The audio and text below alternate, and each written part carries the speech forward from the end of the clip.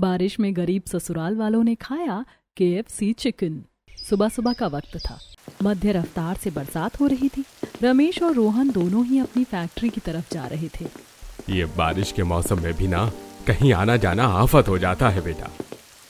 सच में बारिश कब आ जाए कभी कुछ पता ही नहीं चलता।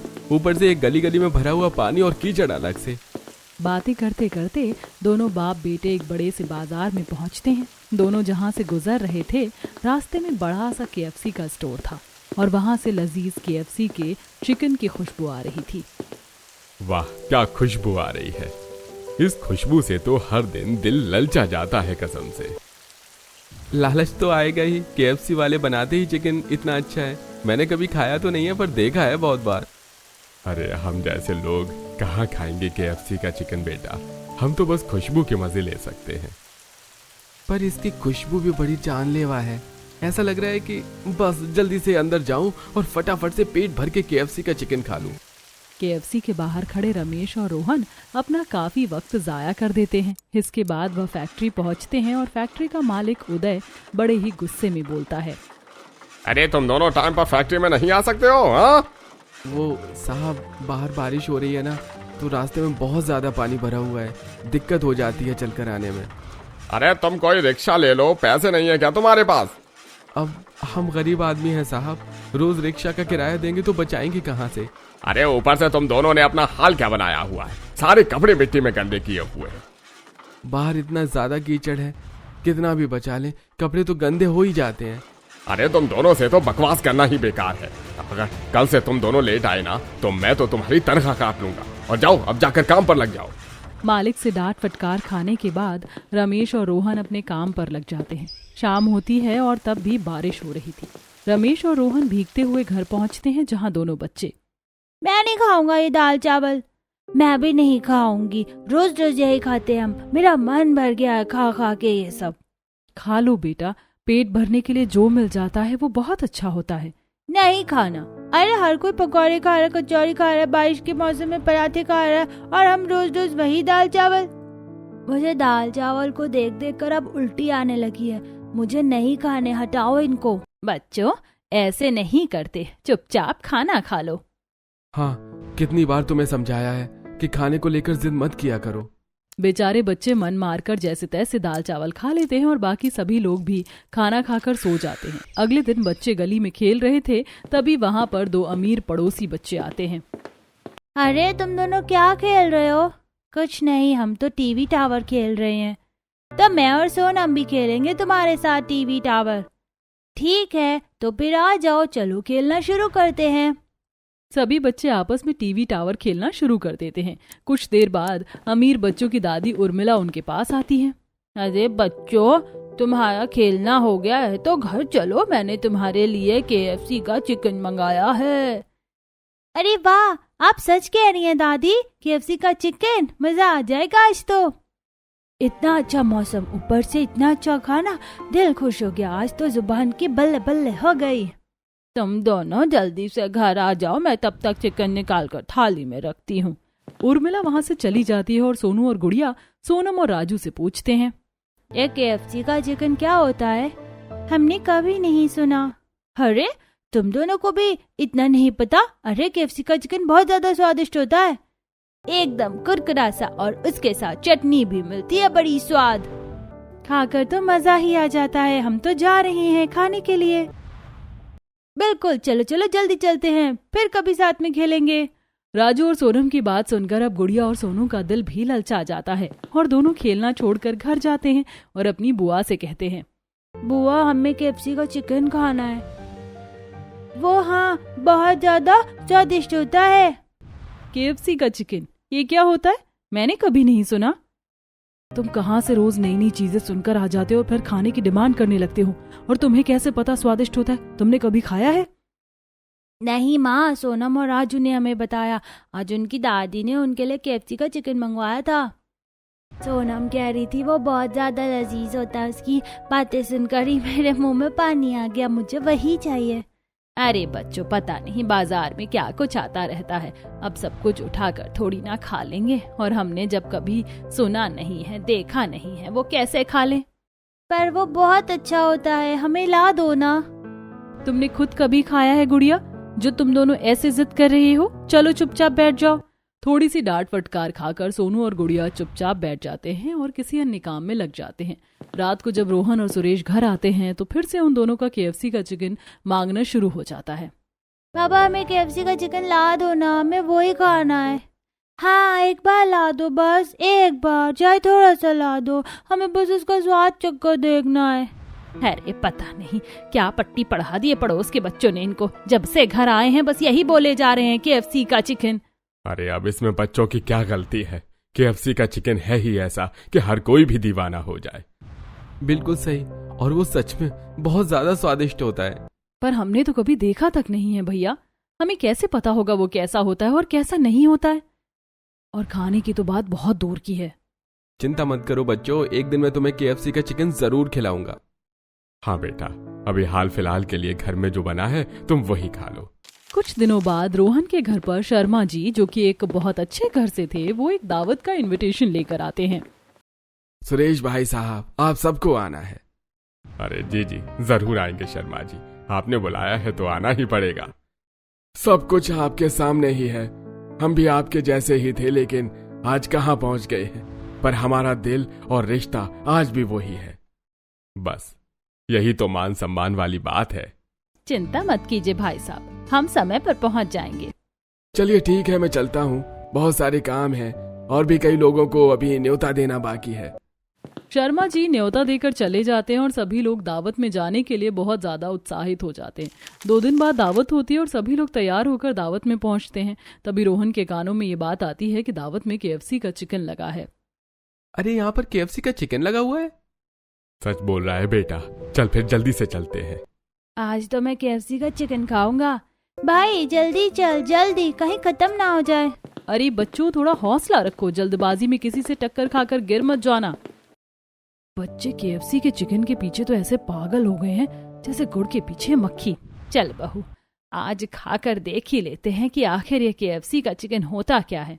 सभी लोग KFC चिकन के पास पहुंचते हैं, लेकिन वहां पर चिकन बहुत थोड़ा सा बचा होता है और जो भी होता है उसमें से भी सभी परिवार वाले थोड़ा थोड़ा ले लेते हैं और अच्छे से दावत खाने के बाद सभी लोग घर आते हैं।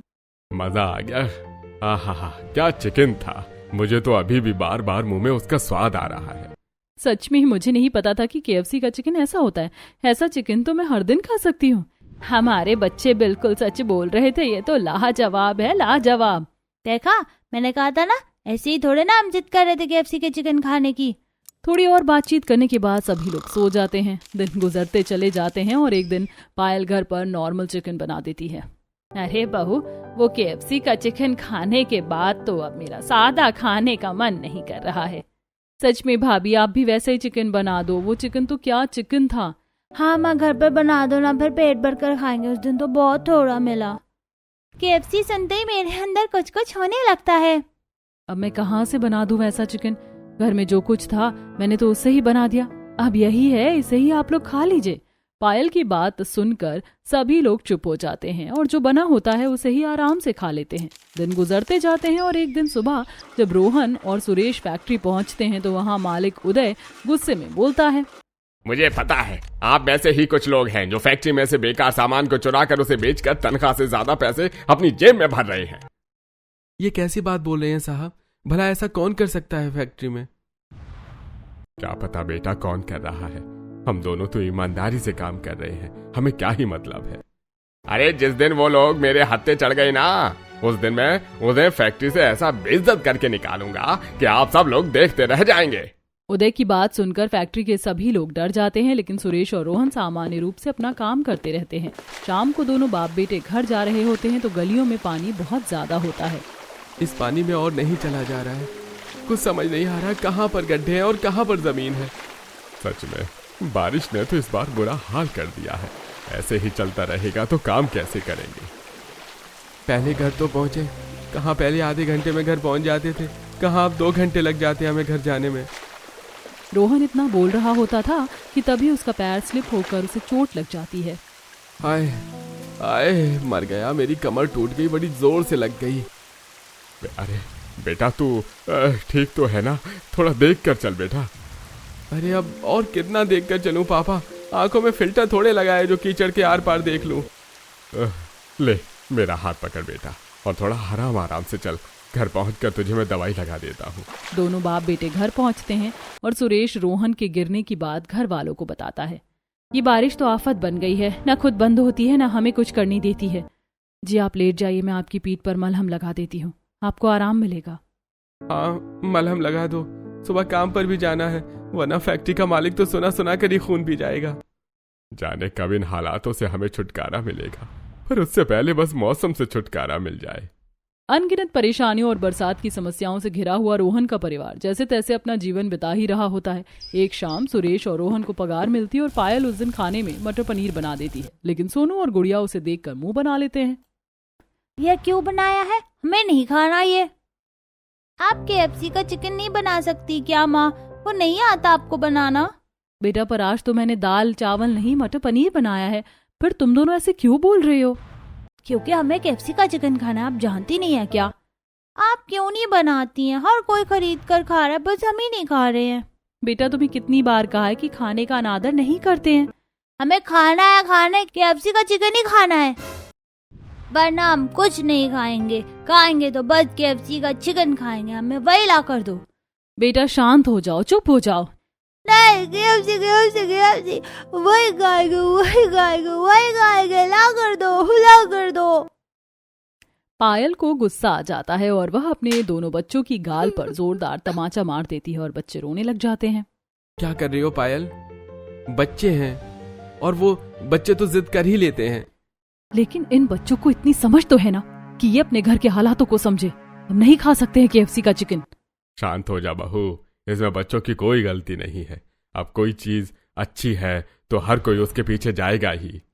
हाँ बहू, बच्चों पर हाथ मत उठा, कोई बात नहीं, जाने दे, माफ कर दे। बच्चों को रोता देखकर अब पायल को बहुत बुरा लगता है और वह उन दोनों को अपने गले से लगाकर बोलती है, अच्छा चलो सॉरी, मैंने तुम पर हाथ उठाया। चलो मैं तुम्हें आइसक्रीम खिलाकर लाती हूँ। मेरे दोनों प्यारे बच्चे आइसक्रीम खाएंगे ना?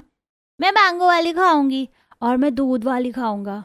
ठीक है, मैं दोनों को आइसक्रीम दिला दूंगी। चलो चलते हैं। पायल अपने दोनों बच्चों को लेकर बाजार पहुंचती है और इससे पहले कि दोनों आइसक्रीम के ठेले तक पहुंचते तभी रास्ते में KFC का स्टोर आ जाता है और उसकी खुशबू से दोनों बच्चे स्टोर के बाहर ही जम जाते हैं। हाँ मुझे आइसक्रीम नहीं खानी है, KFC का चिकन भी खिला दो मुझे। हाँ माँ देखो ना, यहाँ पर तो दुकान भी है, खिला दो ना माँ। लेकिन मेरे पास बस 20 रुपए हैं बेटा, जिसमें तुम दोनों की आइसक्रीम ही आएगी। माँ खिला दो ना, प्लीज खिला दो ना। फिर कभी जिद नहीं करेंगे, खिला दो ना माँ, आज खिला दो बस। चुप हो जाओ, तुम जानते हो मैं अभी ये नहीं खरीद सकती हूँ। मान जाओ ना माँ, चली जाओ ना, ले आओ ना। लगता है बच्चे ऐसे नहीं मानेंगे। एक काम करती हूँ, अंदर जाकर पता कर लेती हूँ कि सबसे सस्ता चिकन कितने रुपए का है, फिर जब पैसे जमा हो जाएंगे तो मैं ले आऊंगी। माँ जाओ ना, अंदर जाकर चिकन लेकर आओ। अच्छा ठीक है, मैं अंदर जाती हूँ, तुम दोनों यहीं रुकना। पायल अंदर जाती है और अंदर का नज़ारा देखकर उसे थोड़ी हिचकिचाहट होती है, जिसके बाद वो काउंटर पर जाती है और बोलती है, यहाँ पर सबसे ज्यादा सस्ता चिकन कितने रुपए का है और उसमें हमें कितनी क्वांटिटी मिलेगी? मैडम 300 रुपए से स्टार्टिंग है। 300 रुपए में आपको 2 पीस, मेरा मतलब 2 टुकड़े चिकन के मिलेंगे।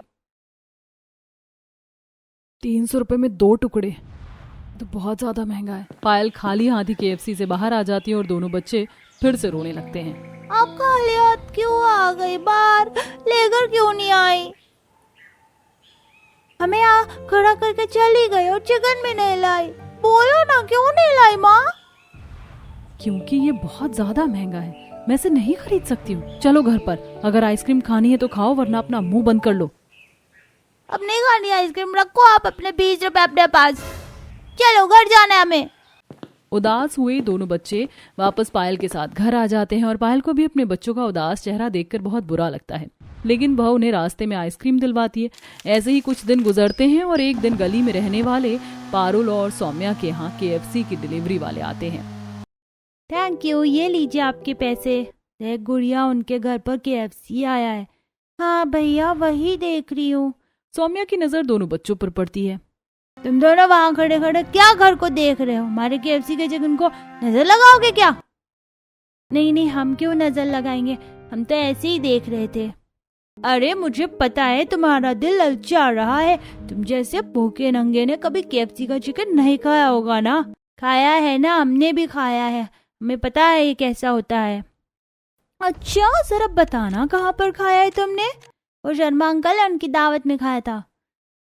पता था तुम लोग बस फ्री का ही खा सकते हो, खुद की जेब से पैसा खर्च करके तो तुम केएफसी का खाली डब्बा भी नहीं ला सकते हो। पारुल और सौम्या दोनों ही गुड़िया और सोनू की खूब बेइज्जती करते और बेचारे बच्चे आंखों में आंसू लिए अपने घर आते और सारी बातचीत घर वालों को बताते हैं। भगवान, इस गरीबी के चलते मेरे पोता पोती को क्या कुछ सुनना पड़ रहा है। सच में काश कि हमारे पास इतने पैसे होते कि हम भी हर दिन केएफसी का चिकन मंगाकर अपने बच्चों को दे सकते, पर ऐसा नहीं है ना। और बच्चों को भी समझना चाहिए, हर बात पर लालच ठीक नहीं होता। पर हमने कुछ नहीं कहा था, हम तो बस दूर खड़े थे। दीदी अपने आप ही हमसे बोल रही थी। कोई बात नहीं बेटा, अब इसमें उनकी भी क्या गलती है, तुम जाने दो, सबकी बातों को दिल से नहीं लगाते। जैसे तैसे करके पायल अपने बच्चों के टूटे हुए दिल को फिर से जोड़ने की कोशिश करती है। दिन गुजरते जाते हैं और एक सुबह जब रोहन और सुरेश फैक्ट्री में काम कर रहे होते हैं। अरे बेटा, लगता है ये वाला सामान बेकार ही पड़ा हुआ है यहाँ पर। हाँ, तो एक काम करते हैं, इसे उठाकर हम बाकी के बेकार सामान में रखते हैं, फिर मालिक को जो करना होगा वो अपने आप कर लेंगे। हाँ, सही बोल रहा है तू, चल चलते हैं। तो इधर से उठा, मैं इधर से उठाता हूँ और रख देते हैं। हाँ ठीक है पापा, चलो उठाओ। दोनों बाप बेटा मिलकर बेकार सामान को बाकी के बेकार सामान के पास रखने जा रहे होते हैं और उन्हें ऐसा करते हुए मालिक खुद देख लेता है। मुझे पता था तुम दोनों ही हो जो फैक्ट्री से सामान चोरी कर रहे हो। अरे नहीं नहीं मालिक, हम तो बस इस सामान को रखने के लिए जा रहे थे। हाँ हाँ, हमने तो आज तक फैक्ट्री से मिट्टी तक नहीं चुराई है, सामान चुराने की बात तो बहुत दूर है। अरे तुम दोनों ना ज्यादा चालू बनने की कोशिश मत करो। तुम जैसे फटेहाल लोग ही होते हैं जो गरीबी का झूठा लिबास पहनकर अंदर ही अंदर चोरियां करते हैं। नहीं नहीं साहब, हम सच बोल रहे हैं, हमने कोई चोरी नहीं की है। और चोरी करने का ख्याल भी हमारे दिल में आया ही नहीं है। हाँ, हमें हमारी नौकरी से बहुत प्यार है। अरे लेकिन अब तुम्हारी नौकरी तुम्हारे हाथ से जा चुकी है। मैं अभी के अभी तुम दोनों को काम से निकाल रहा हूँ, दोबारा मेरी फैक्ट्री में नजर मत आ जाना तुम दोनों। उधर रमेश और रोहन को उसी वक्त काम से निकाल देता है। परेशान हुए दोनों बाप बेटे बारिश में घर पहुंचते हैं और उनका उदास चेहरा देखकर विमला बोलती है, हाजी क्या हो गया, आप दोनों इतना जल्दी कैसे आ गए और इतना परेशान क्यों हैं? हाँ भैया, क्या बात है, सब कुछ ठीक ठाक तो है ना? हमारे मालिक ने हमें काम से निकाल दिया है। उन्होंने हम पर झूठा चोरी का इल्जाम लगा दिया और हमारी बात भी नहीं सुनी। ये आप क्या कह रहे हैं? काम नहीं होगा तो फिर हमारा क्या होगा, घर कैसे चलेगा? कुछ न कुछ तो करेंगे ही बहू, ऐसे हाथ पे हाथ रखकर तो नहीं बैठे रहेंगे। अब कोई नई नौकरी तलाशनी पड़ेगी। रोहन और सुरेश की नौकरी चले जाने के बाद तो अब घर के हालात और ज्यादा खराब हो जाते हैं। दोनों बाप बेटे इधर उधर काम के लिए भटकते हैं, लेकिन उन दोनों को कोई पक्का काम नहीं मिलता है। ऐसे में एक दिन पायल बोलती है, जी सुनिए ना, मैं आपसे कुछ कहना चाहती हूँ। हाँ बोलो पायल, क्या बात है? जी घर चलाने के लिए अब आप इतनी मेहनत कर रहे हैं तो मुझे भी काम करने दीजिए। ये तुम क्या बोल रही हो? तुम वैसे ही घर का काम करती हो, ऐसे में बाहर का काम भी करोगी? जी कहीं पर झाड़ू पोछे का काम मिल रहा है, 2 पैसे घर में आ जाएंगे तो किसी जरूरत के समय काम आ जाएंगे। ठीक है पायल, मैं तुम्हारी बात भी समझ रहा हूँ। घर चलाने के लिए शायद अब हम दोनों को ही मेहनत करनी पड़ेगी। अब रोहन, सुरेश और पायल तीनों मिलकर कमाने लगते हैं और जैसे तैसे घर की रेलगाड़ी धीमी धीमी रफ्तार से चलने लगती है। ऐसे ही एक दिन जोरों की बारिश हो रही होती है और हर तरफ पानी ही पानी होता है और रोहन अपने घर जा रहा होता है। हे भगवान, घुटनों तक पानी जमा हो गया है, पता नहीं घर वालों का क्या हो रहा होगा। बस घर के अंदर पानी न जाए, इतना शुक्र रखना भगवान। अब जल्दी जल्दी घर जाना होगा वरना पानी और ज्यादा बढ़ जाएगा। रोहन थोड़ी आगे चलता है तो देखता है कि एक गाड़ी बारिश के पानी में फंसी हुई है। ये गाड़ी तो बहुत बुरी तरीके से पानी में फंसी हुई है और लगता है गाड़ी के अंदर भी कोई है। मुझे पास जाकर देखना होगा, शायद किसी को मदद चाहिए। रोहन गाड़ी के पास जाता है तो अंदर एक मनीष नाम का आदमी बैठा होता है जो जोर जोर से शीशे पर हाथ मार रहा होता है। अरे मुझे बाहर निकालो, पानी में फंसने की वजह से मेरी गाड़ी ठंडी होकर बंद हो गई है। अरे मेरा दम घुट रहा है, मुझे बाहर निकालो। साहब चिंता मत करो, मैं आपको बाहर निकालता हूँ, थोड़ा हौसला रखिए। रोहन गाड़ी का शीशा तोड़ने के लिए इधर उधर कुछ देखने लगता है, लेकिन पानी की वजह से उसे कुछ नजर नहीं आता है। मैं क्या करूं? अरे इन साहब को गाड़ी से बाहर कैसे निकालूं? अरे अगर थोड़ी और देर हो गई तो दम घुटने की वजह से ये अंदर ही बेहोश हो जाएंगे। एक काम करता हूँ, हाथ से ही शीशा तोड़ देता हूँ। रोहन जोर से शीशे पर 2-4 मुक्के मारता है और गाड़ी का शीशा चकनाचूर हो जाता है, जिसके बाद रोहन मनीष को सही सलामत गाड़ी से बाहर निकालता है, लेकिन उसका हाथ लहूलुहान हो जाता है। तुम्हारा बहुत बहुत शुक्रिया, तुमने हमारी जान बचा ली, अपनी परवाह किए बगैर मुझे बचा लिया। अरे कोई बात नहीं साहब, ये तो मेरा फर्ज था। लेकिन तुम्हें बहुत ज्यादा चोट लग गई है, चलो मैं तुम्हें डॉक्टर के पास ले चलता हूँ। अरे कोई बात नहीं साहब, मैं अपनी मलहम पट्टी करवा लूंगा। नहीं, तुमने मेरी मदद की है, बदले में मुझे भी तुम्हारी मदद करने दो। मनीष रोहन को लेकर तुरंत ही पास के अस्पताल पहुंचता है और वहां उसके हाथ पर मलहम पट्टी करवाता है। वैसे तुम कौन हो और क्या करते हो, तुम्हारा नाम क्या है? मेरा नाम रोहन है और मैं बस ऐसे ही मजदूरी का काम करता हूँ। किसी पक्के काम की तलाश में हूँ साहब। गरीबी में घर चलाना बड़ा मुश्किल है और ऊपर से बारिश। हाँ, वैसे अगर तुम चाहो तो मैं तुम्हारी मदद कर सकता हूँ। आप सच बोल रहे हैं क्या साहब? हाँ, ये लो, कल तुम इस पते पर आ जाना, मैं तुम्हें काम दूंगा और वो भी बहुत अच्छा। मनीष से वह कार्ड लेकर रोहन अपनी जेब में डाल लेता है, जिसके बाद वह घर आता है और रोहन की चोट देखकर सभी घर वाले डर जाते हैं, जिसके बाद रोहन अपनी और मनीष की मुलाकात के बारे में घर वालों को बताता है। जी, किसी की इतनी भी क्या मदद करनी कि खुद को चोट पहुंचाया जाए। अरे कोई बात नहीं, किसी का भला करने से हमारा भला ही होता है, भगवान भी यही कहते हैं। पर बेटा, इतना ज्यादा भला भी नहीं करना चाहिए। वो तो शुक्र है कि वो इंसान अच्छा था जिसने बदले में तेरी मदद की। हाँ भैया, वरना कोई किसी की फिजूल मदद कभी नहीं करता है। अब देखते हैं ना, कल उस आदमी ने जिस पते पर बुलाया है वहां पर जाऊंगा, क्या पता कुछ काम मिल जाए। कुछ देर बाद सभी लोग खाना खाकर आराम से सो जाते हैं। अगले दिन रोहन उस कार्ड पर लिखे हुए पते पर पहुंचता है तो वह और किसी चीज का नहीं बल्कि KFC के एक स्टोर का ही पता था। रोहन अंदर जाता है और सामने ही उसे मनीष मिल जाता है। अरे रोहन, आगे तुम्हारा इंतजार कर रहा था। हाँ साहब, मैं आ गया, लेकिन आपने मुझे यहाँ क्यों बुलाया है? यहीं पर तो मैं तुम्हें काम पर लगाने वाला हूँ। ये मेरा ही स्टोर है, ये KFC मैं चलाता हूँ, यहाँ का मैनेजर हूँ मैं। अच्छा, तो इसका मतलब मुझे KFC में नौकरी मिलने वाली है? हाँ, क्यों, क्या हो गया? तुम इतना ज्यादा मुस्कुरा क्यों रहे हो? अरे नहीं, कुछ नहीं साहब, बस अच्छी जगह नौकरी मिल रही है ना, इस वजह से बहुत खुश हो गया। हाँ ठीक है, तो कल यहाँ पर पैर साफ सफाई के काम के लिए रख रहा हूँ।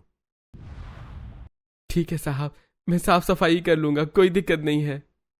रोहन KFC में साफ सफाई करने के काम में लग जाता है। वहीं दूसरी तरफ पायल भी अपना काम कर रही होती है। अब महीने का आखिरी दिन आता है और रोहन को KFC से तनख्वाह मिलती है और साथ ही मनीष बहुत सारा KFC का चिकन पैक करके रोहन को देता है और बोलता है, ये लो रोहन, ये तुम्हारे और तुम्हारे परिवार वालों के लिए। अरे इसकी क्या जरूरत थी साहब, आज तो तनख्वाह मिली है, मैं तनख्वाह वैसे खरीद लेता। अरे नहीं, हमारे यहाँ हर महीने स्टाफ को कॉम्प्लीमेंट्री दी जाती है, तुम्हारे साथ साथ बाकी सभी लोगों को भी हमने चिकन दिया है। आपका बहुत बहुत शुक्रिया साहब, आज तो मेरे परिवार वाले खुश हो जाएंगे। हाँ ठीक है, कल मिलते हैं, जाओ अपने परिवार वालों के साथ KFC का चिकन खाओ और एंजॉय करो।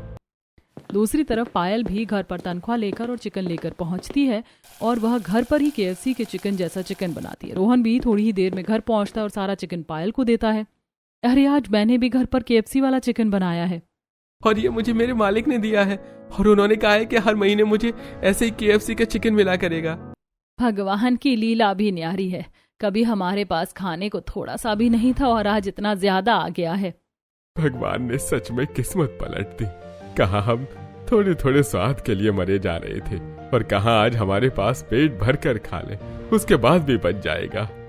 आज तो बहुत मजा आएगा, जी भर के KFC का चिकन खाऊंगा, बहुत सारा खाऊंगा। मुझसे तो रुका नहीं जा रहा है, माँ जल्दी से दे दो ना, थाली में डालकर दे दो। हाँ, लो तुम खाओ पहले।